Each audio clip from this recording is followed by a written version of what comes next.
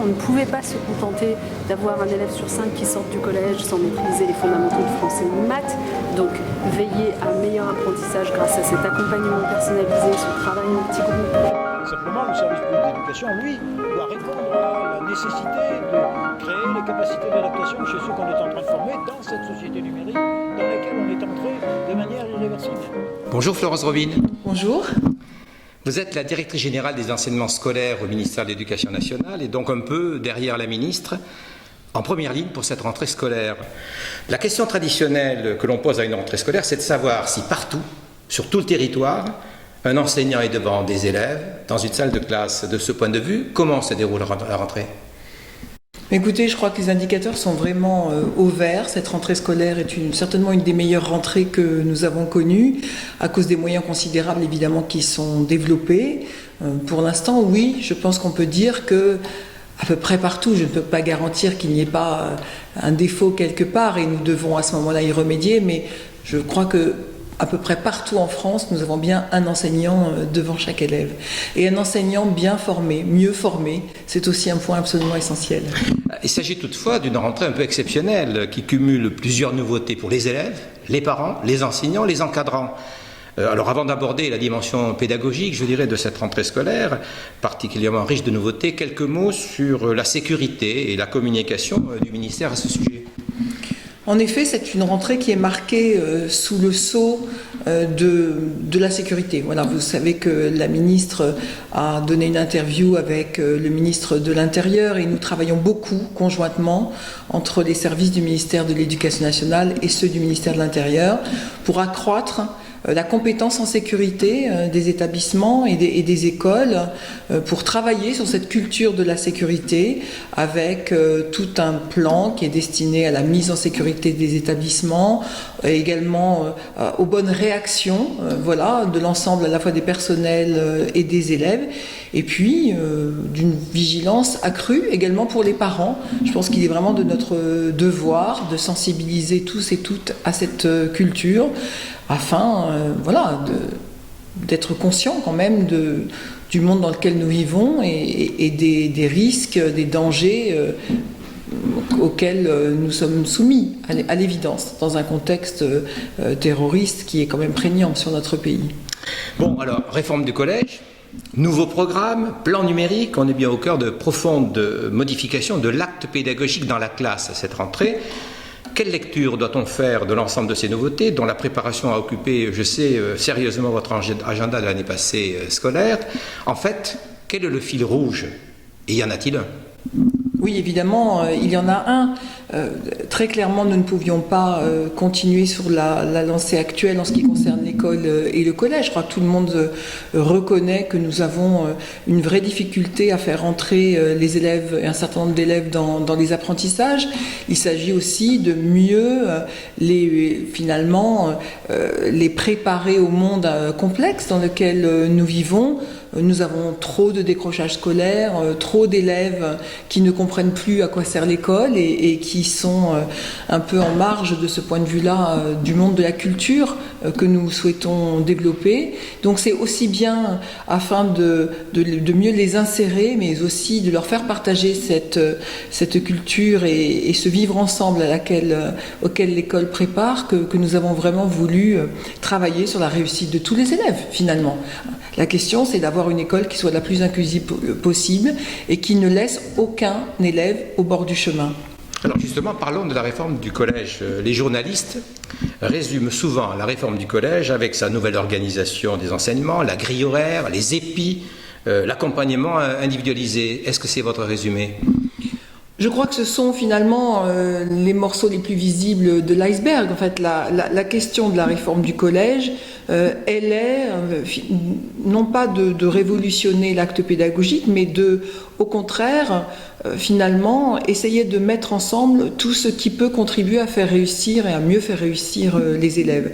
Et pour cela, nous savons bien qu'il est essentiel de travailler sur les défauts majeurs de notre système. C'est en particulier une école qui est un peu trop élitiste, qui est un peu trop classante, qui ne laisse pas le temps aux enfants d'apprendre, alors que nous sommes dans un collège qui a vocation à accueillir tous les élèves avec des bagages culturels différents, avec des contextes socio-éducatifs différents. Et donc, cette école, ce collège dont on dit souvent qu'il est le creuset de la nation, alors faisons ensemble tout pour qu'effectivement les élèves apprennent mieux. Donc la question finalement importante était celle-là. Comment laisser davantage le temps aux élèves d'apprendre? Comment mieux les accompagner? Comment faire en sorte que l'évaluation soit au service de la réussite des élèves et de leurs apprentissages?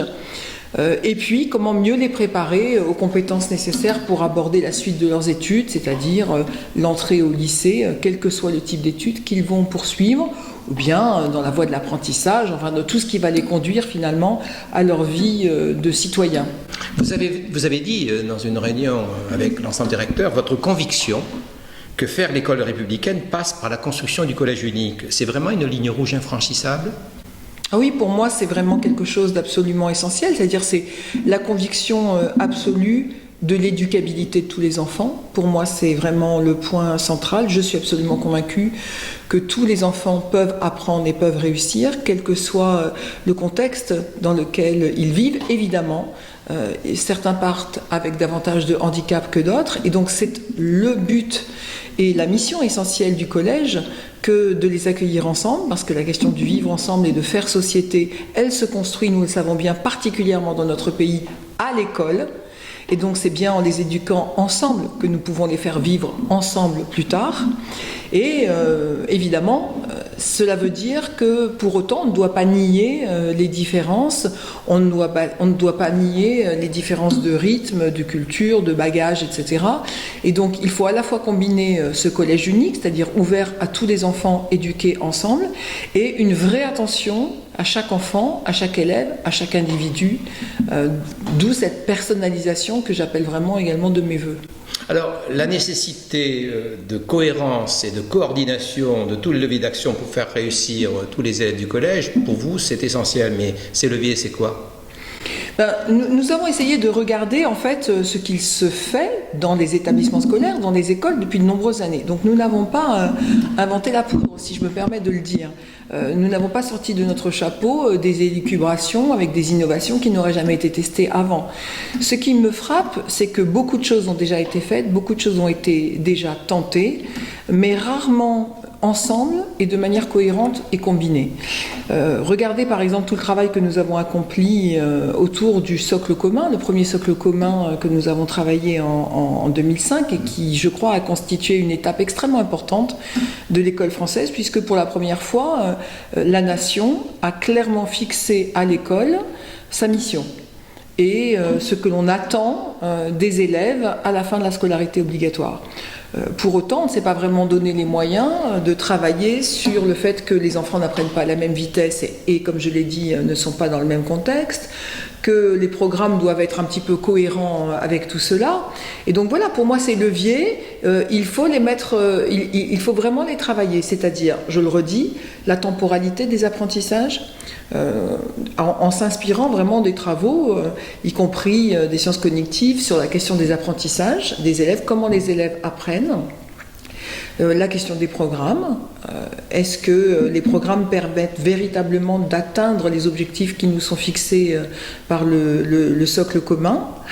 La question également de l'évaluation des élèves. Comment construire une évaluation des élèves à l'école, au collège, je rappelle qu'on n'est pas à l'université, qui permettent de les aider à entrer dans les apprentissages et qui permettent finalement d'attester que l'on a bien à la fin obtenu les résultats que l'on attendait et non pas finalement travailler pour cette évaluation. Donc l'évaluation au service des apprentissages des élèves. C'est voilà l'ensemble de ces leviers, je crois qu'il était nécessaire d'actionner de manière cohérente en les mettant ensemble au cœur du projet.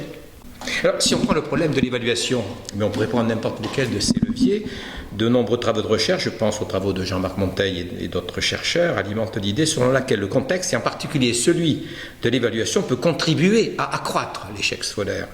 De nombreux enseignants apportent pourtant leur contribution pour une évaluation plus bienveillante, par exemple en donnant un autre statut à l'erreur, et je pense au mouvement contre la constante macabre. Pourtant, les résistances restent vives. On ne peut se cacher derrière les collèges qui avancent, dites-vous, on ne peut se cacher derrière les enseignants qui innovent, on pourrait rajouter, alors que faire ? Déjà, il faut prendre appui sur ces collèges qui avancent et sur ces enseignants qui innovent depuis déjà de nombreuses années. Et vous l'avez dit sur les recherches. Je pense d'ailleurs que c'est un des grands maux de l'école française, de ne pas suffisamment s'appuyer sur à la fois finalement les avancées qui ont été traduites dans les faits dans d'autres pays et sur la question de la recherche, que ce soit en sciences de l'éducation, en sciences cognitives, etc. etc. Pour moi, c'est un point qui est tout à fait essentiel. En ce qui concerne l'évaluation, je crois que les résistances viennent quelquefois d'une mauvaise compréhension des objectifs que nous fixons à l'école. On me dit que finalement, éviter la concurrence ou le classement des élèves, les notes ou je ne sais quoi, alors que je ne suis pas spécialement opposée à une modalité ou à une autre d'évaluation, ce n'est pas ça, c'est finalement la philosophie qui est derrière qui m'intéresse. Eh bien, refuser tout cela, c'est ne pas voir le monde tel qu'il est, c'est ne pas vouloir préparer les enfants à la concurrence et à la dureté du monde. Mais cette dureté, cette concurrence, d'abord, je crois qu'elle n'est pas inéluctable, que ce sont nous-mêmes et nos enfants qui construisent le projet de société et que la société doit être à l'image de ce que nous voulons et non pas nous conformer je veux dire de manière inéluctable à la dureté de la vie. Je pense que l'école aussi a une vocation finalement à former les esprits peut-être autrement pour qu'ils se conduisent autrement dans la société.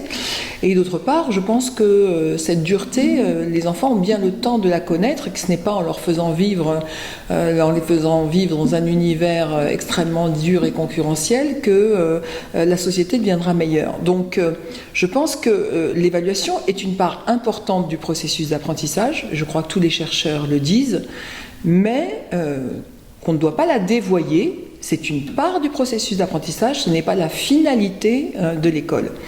Et je crois que ceci, nous le démontrerons très concrètement en faisant vivre d'autres formes d'évaluation et en montrant que finalement cette évaluation, lorsqu'elle est pensée suffisamment en amont, lorsqu'elle est intégrée à la conception d'un cours, d'une séquence, elle en fait partie et les élèves la vivent à ce moment-là de manière tout autre que ce qu'elle est vécue à l'heure actuelle, surtout pour ceux qui sont le plus en difficulté et qui accumulent les obstacles dès le plus jeune âge. Parce qu'en fait, la problématique, elle est là. Pour beaucoup d'élèves, je suis absolument convaincue que les modes d'évaluation actuels ne posent pas de difficultés, mais ne les rendent pas non plus particulièrement à l'aise, ne les aident pas. Disons qu'ils ne sont pas d'aussi lourd handicap que pour d'autres enfants, alors que pour beaucoup d'élèves qui arrivent avec des difficultés, eh bien, ils constituent très vite une succession d'échecs et finalement la conviction assez inéluctable que l'école n'est pas faite pour eux. Et ça, ce n'est pas acceptable. Alors, vous avez fait notre choix, qui est assez nouveau à l'Éducation nationale, pour la mise en œuvre de cette réforme. Vous mettez cette réforme en œuvre sur tous les niveaux, à la fois du collège, la 6e, la 5e, la 4e et la 3e. Pourquoi cette stratégie qui n'est pas fréquente dans l'Éducation nationale ? Non, vous avez raison, c'est assez inhabituel. Eh bien, pour une part, je crois que cette décision a été motivée par ce que je vous ai expliqué tout à l'heure, c'est-à-dire la question de la temporalité. Il était quand même assez difficile d'avoir une montée progressive dans quelque chose qui se voulait une vision un peu globale, holistique en fait d'une réforme. En affirmant que cette réforme n'avait de sens que si l'on actionnait en même temps finalement ces divers leviers, c'est-à-dire mettre au cœur de la réforme le nouveau socle commun, là, finalement, l'idée de cycle, c'est-à-dire que chaque élève voit son parcours clairement établi et son programme de travail établi sur 3 années, avec la possibilité de personnalisation des parcours et d'avancer vraiment au service de ces apprentissages et des attendus de fin de cycle. Sur davantage de travail collectif, la question de l'interdisciplinarité au service des apprentissages. Il était très difficile de faire cela sur uniquement une année. par exemple la classe de 6e, et puis de ne pas regarder le cycle dans son intégralité. Et puis l'autre question aussi, je le dis très clairement, c'est dans notre pays, nous connaissons le rôle absolument essentiel des examens et des évaluations. Et je pense que réviser le diplôme national du brevet est aussi un levier important pour marquer une nouvelle temporalité dans ce collège. Et que de ce fait-là, il était indispensable que nous puissions aller jusqu'au brevet dès la première année. Donc voilà le choix, après avoir mûrement pesé le pour et le contre, a été effectivement de créer un avant et un après, avec un travail approfondi de formation de tous les enseignants, et donc la volonté vraiment de structurer un travail d'équipe, un travail collectif, aussi bien d'abord des professeurs, qui sont les premiers impliqués, mais aussi des corps d'encadrement. Et pour ça, il nous a paru indispensable de faire cette réforme de manière globale ensemble.